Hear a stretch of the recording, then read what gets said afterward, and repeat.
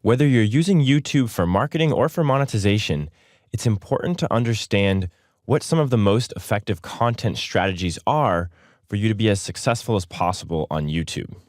So when we talk about content for marketing, one of the first things that we want to look at is making sure that we know our audience and that we're producing relative content to that audience. So if you're marketing a product or service, you should have an idea of what your target market is and make sure that the content you're producing is relevant to them. We also want to make sure that we're engaging the audience and providing value. Now, we're going to talk about providing value in monetization as well, but it's also important in marketing. If you provide value to that user is going to be more likely to share the video, more likely to tell their family and friends about the product or service, and it's just going to enhance your marketing efforts. You also want to make sure that you include clear branding. So make sure that the user knows what the product or service is that you're marketing, what the company is that owns the product or service, and where they can go to find out more, which is where the call to action comes into play. It's really important, especially for marketing, to have a call to action in your video. So again, if you're promoting a product or service, where can that user go to purchase the product or service? Is there a website that they can go to? Where can they go to find out more? Can they go to your social platform, your Facebook page, to find out more? If you're marketing, you're trying to sell something, so make sure that if that user wants to buy it, they know where to go to buy it. When we talk about content for monetization, we want to provide lots and lots of value. We want to solve a problem for that user. And I'm going to talk in a few minutes about different problems that we can solve for people and some of the most effective types of content for YouTube. But for monetization, we also want to provide a reason for that viewer to come back. Are we going to have a follow-up video? Are we going to have a new video that solves a problem for the user that nobody else has solved yet? Give them a reason to come back to watch more of your videos so that you can make more money. We also want to make sure that for monetization, all of the content we're producing is 100% ours. If we have music or graphics in that content that is produced and owned by somebody else, that content might not be available to monetize on YouTube. So make sure that all the content you're producing on YouTube is 100% yours if you're using it for monetization. And then we also want to have a call to action in our monetization content as well. Obviously, we might not be selling a specific product or service, but we want those users to come back and watch more videos because we make money simply by the users viewing our videos. So provide a call to action to subscribe. Say, hey, if you enjoyed this video, I'd really appreciate subscribing to my YouTube channel. Or if you enjoyed this video, I have similar videos coming up in the future that are even better, so make sure you subscribe so you don't miss those videos. Make sure that you include that call to action because the user might want to subscribe, but they just might not think about it while they're watching your video. And by you dropping that subtle line, say, hey, remember to subscribe, then they're going to be like, oh yeah, I need to subscribe so I can see more videos from this creator. So it's definitely a good idea to include that call to action in your monetization videos as well. When we're producing content on YouTube, it's important to balance the length of your video and the efficiency of your video. There are some strengths and weaknesses to longer videos and shorter videos on YouTube, and let's go ahead and talk about some of those strengths and weaknesses. For longer videos, they tend to earn more revenue. So if you're using YouTube for monetization, if you can produce a longer video, sometimes YouTube can squeeze 2 advertisements into that video and you can earn more revenue. Longer videos also provide more engagement. The user's going to watch more of your content. They're going to hear your voice or see your brand more, so hopefully it's going to be a little bit more memorable. Now, the negative aspect to longer videos is that you risk irritating your users. People on YouTube nowadays want to find the answers to their questions as quick as possible, and if you can provide that answer in 30 seconds, but you take 12 minutes, that user's probably not going to come back to watch more of your videos because they might feel like they're wasting their time. So longer videos can be good. They can make more money and they can increase your engagement.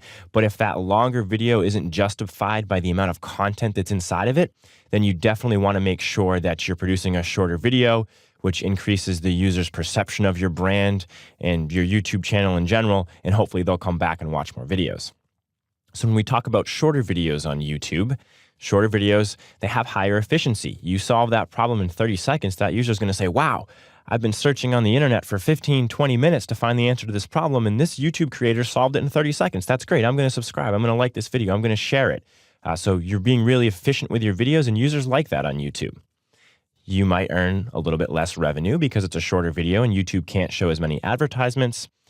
and you're probably going to irritate those users less. If they know that when they watch your videos, there's no messing around, they watch it for 30 seconds, a minute, and their problem is solved, they're going to love that, and they're going to be more likely to subscribe. So you want to have that balance between length and efficiency on YouTube.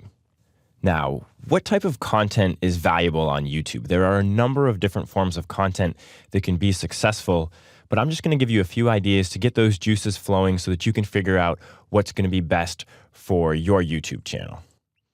Content that informs or educates is always considered valuable. So talking about a topic that people are interested in. Hopefully you know your target market and you kind of have an idea of what some of their interests are. If you can educate them on some of their interests, they're going to consider that content valuable.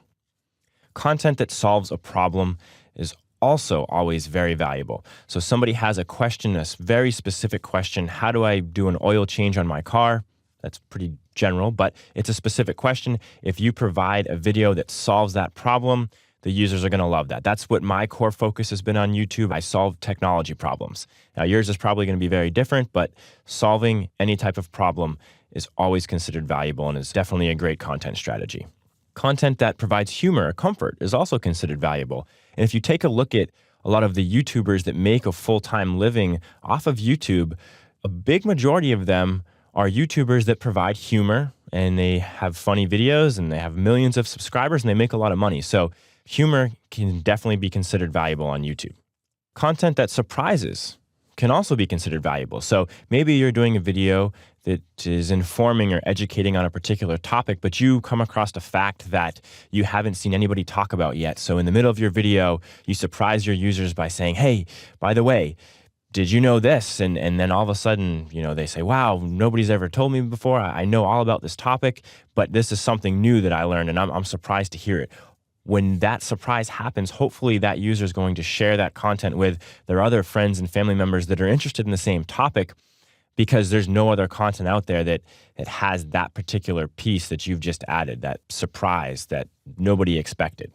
So that's definitely a good idea as well.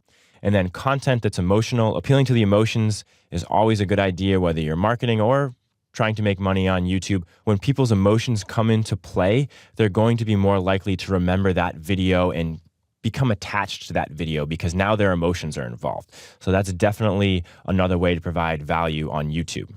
When you're thinking about your content strategy on YouTube, you always want to make sure that you're creating content that's in line with your core strengths. So what do you do best off of the computer? What are you most knowledgeable in?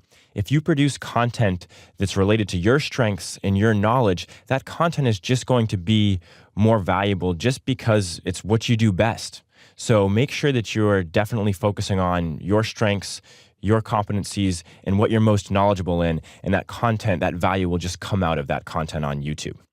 So when you're thinking about your content on YouTube, make sure that you know your users, that you know your target market, and that you're providing valuable content based on that target market.